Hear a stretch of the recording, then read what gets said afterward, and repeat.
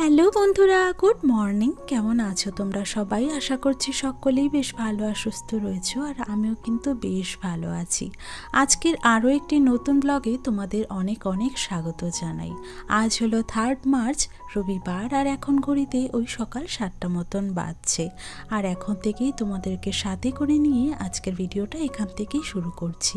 ভিডিওটা স্কিপ না করে পুরোপুরি দেখার অনুরোধ করলাম। আশা করছি তোমাদের খুব ভালো লাগবে। সকাল সকাল ঘুম থেকে ওঠার আজকে একটা কারণ রয়েছে।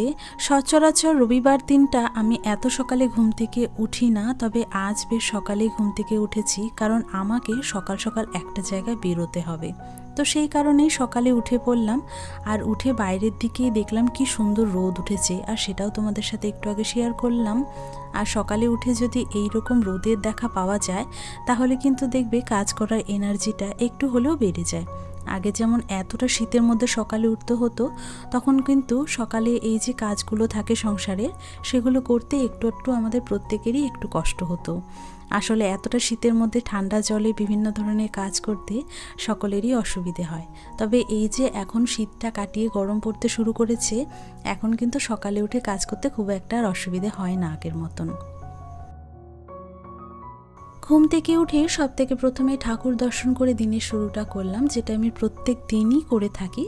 আর তারপরে ওই যে বাসি ঘরদোর ঝেড়ে নিলাম, ঝেড়ে দিয়ে ওই কালকের ভেজা নাইটিটা ছিল সেটাও একটুখানি রোদে ফেলে দিলাম। আর ওদিকে যে আমাদের মেন গেটটা রয়েছে, গেটের তালাটাও কিন্তু খুলে এসেছি। তারপরে এই যে এখন ব্রাশ হাতে নিয়ে নিয়েছি, আর নিজেও একটুখানি ফ্রেশ হয়ে নিলাম। আর তারপরে চলে এসেছি এবারে বেডরুমে সকালে যা যা কাজ থাকে সেগুলো কিন্তু চটপট আমাকে সেরে নিতে হবে। বন্ধুরা, আজ কিন্তু আমার সংসারে সকালের যা যা কাজ থাকে সমস্তটা সেরে নিয়ে বেরিয়ে পড়বো একটুখানি ডাক্তারের কাছে। আসলে কি বলো তো, আগের সপ্তাহেই যাওয়ার কথা ছিল, তবে আমি জানতাম যে ডাক্তারবাবু হয়তো বিকেলের দিকেও বসেন, তো সেই কারণেই আমি দুপুরে নাম লেখানোর জন্য ফোন করেছিলাম। আর তখন জানতে পারলাম যে ডাক্তারবাবু নাকি ওই রবিবারে বিকেলে বসেনই। তো যে কারণে আমাকে এই রবিবারই দেখাতে যেতে হবে। আর তোমরা তো জানোই যে প্রত্যেক দিন আমার অফিসিয়াল কাজকর্ম থাকে, যে কারণে আমার সময় হয়ে ওঠে না। এই রবিবারটা ছাড়া অন্য কোনো দিন আমি ডাক্তারের কাছে যেতে পারি না। আর আজ মোটামুটি অনেক কয়েক মাস পরে ডাক্তারের কাছে যাচ্ছি, যেহেতু ডাক্তারবাবু বলেছিলেন যে 6 মাস পরে একটা চেক আপের প্রয়োজন রয়েছে, তো সেই কারণেই আর কি যাওয়া। তো যাই হোক, একটা জায়গায় যেতে গেলে কিন্তু আমাদের সংসারের সমস্ত কাজগুলো সেরে ফেলাটা খুব দরকার। তা না হলে শান্তি মতো একটা জায়গায় যাওয়াও কিন্তু যায় না, আর এসেও কাজের চাপটা অনেকটাই বেড়ে যায়। তো সেই কারণে এই যে সকালে যা যা কাজকর্ম থাকে ঘরটা গুছিয়ে নিলাম, আর এই যে বাসি ঘর দুটো কিন্তু ঝটপট এখন ছেড়ে নিচ্ছি। তারপরে সকালে আমার যে ওষুধটা থাকে থাইরয়েডের, সেটাও কিন্তু মনে করে খেয়ে নিতে হবে। আর জানো তো, এখন কিন্তু সকাল সকাল কিছু খেতেও পারবো না, কারণ এই ওষুধটা খাওয়ার পরে 1 ঘন্টা আমি কিছু খেতে পারি না, তারপরেই খেতে হবে যা কিছু খাওয়ার। আর আমাকে যেহেতু 8টার মধ্যে বেরিয়ে যেতে হবে ডাক্তারের কাছে, তো সেই কারণে আমি কিন্তু এখন আর কিছুই খেতে পারবো না। ডাক্তারের ওখান থেকে আসার পরেই যা খাওয়ার খাবো। আর যাই হোক, এই যে ওষুধটা বের করে আমি এখন যেটা পরে যাবো আর কি ডাক্তারের কাছে, সেই ড্রেসটা বের করে নিচ্ছি, আর সাথে এই যে একটা হ্যান্ডব্যাগও নিয়ে নিচ্ছি। আর এতে আমার সমস্ত দরকারি জিনিসপত্রগুলো রাখা থাকে। আর বন্ধুরা, আমি না কোথাও যাওয়ার আগে থেকে না জিনিসপত্রগুলো গুছিয়ে রাখতে বেশ পছন্দ করি। আর যাওয়ার আগে একটা জিনিস আমি খুব মেনে চলি, সেটা হলো যে সমস্ত জিনিস নিয়ে আমি বাইরে বেরোবো বা আমার দরকারি কাজ, সেখানে যদি বেরোনো থাকে তার আগে আমি খুব ভালো করে জিনিসপত্রগুলো চেক করে নিই।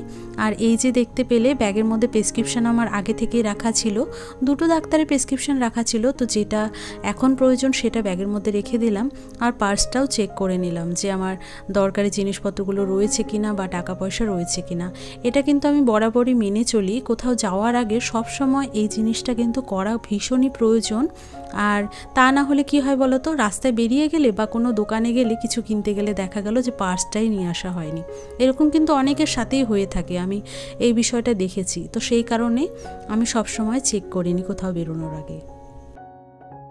তো যাই হোক বন্ধুরা, ওদিকে তোমাদের সাথে গল্প করতে করতে দেখো আমি এদিকের ঘরটাতেও চলে এসেছি, মানে মায়ের ঘরে চলে এসেছি। এখন মায়ের ঘরের জানলাটা প্রথমে খুলে দিয়ে তারপরে লেপটাও ভালো করে গুছিয়ে নিলাম, বালিশগুলোকেও জায়গা মতো এখন গুছিয়ে রাখছি। সকাল সকাল ঘরে এত সুন্দর রোদ যখন চলে আসে না, তখন কিন্তু বেশ ভালো লাগে ঘরের মধ্যে আলো ঢুকলে।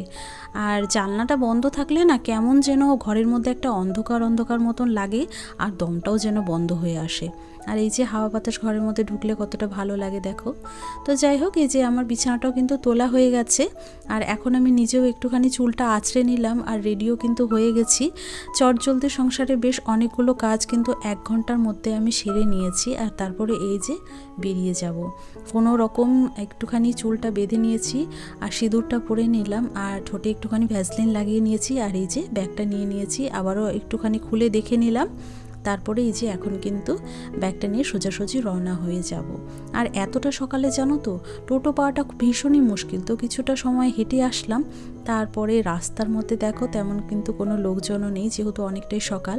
তো কিছুটা হেঁটে আসার পরে একটা টোটোওয়ালা কাকুকে দেখতে পেলাম, ওনাকে বললাম যাবেন কিনা, তো উনি যেতে রাজি হলেন। তো তারপরে টোটোতে উঠে গেছি। দেখো এই যে এটা কিন্তু আমাদের মার্কেট। কিছুটা সময় ডাক্তারবাবুর এখানে ওয়েট করে তারপরে কিন্তু আমি ফিরেছি ওই মোটামুটি 9:30 নাগাদ একটা টোটো ধরে। হ্যালো বন্ধুরা, গুড মর্নিং। এই যে এখন ডাক্তার দেখিয়ে এলাম বাড়িতে। তো দেখলাম ঘরটা লক রয়েছে, কারণ মা হয়তো কোথাও আশেপাশে গিয়েছে। তো মা আসুক, মা আসার পরে আমি একবারে স্নান করে ঘরে ঢুকবো। তো ওয়েট করছি ওটার জন্যই। ডাক্তার দেখিয়ে আসার পর বাড়িতে ওই মোটামুটি 30 মিনিট মতো অপেক্ষা করেছিলাম, কারণ মা যেহেতু ঘরটা লক করে গিয়েছিল কোথাও একটা, তো সেই জন্য একটু ওয়েট করেছিলাম। আর এই যে বাইরে যেহেতু আমার নাইটিটা রাখাই ছিল, তাই স্নানটাও কিন্তু সেরে একেবারে তারপরে ঘরে ঢুকেছি। আমরা এই জিনিসটা ভীষণই মেনে থাকি, হসপিটাল হোক বা প্রাইভেট হসপিটাল, যেখানেই যাই না কেন স্নান করেই কিন্তু আমরা সবসময় ঘরে ঢোকার চেষ্টা করি। আর সেই নিয়ম অনুযায়ী এই যে স্নানটা সেরে নিলাম। স্নান সেরে একটুখানি সিঁদুর পরে নিয়েছি, আর তারপরে এই যে কুর্তিটা এখানটায় মেলে দিলাম। সকাল সকাল দেখেছিলে তো বন্ধুরা কত সুন্দর রোদ উঠেছিল, তবে এই যে বাড়ি ফেরার পরে দেখছি ওয়েদারটা কেমন যেন মেঘলা মেঘলা হয়ে গেছে। দেখে মনে হচ্ছে কোথাও একটা হয়তো বৃষ্টি হচ্ছে, আর এখানেও হয়তো হতে পারে।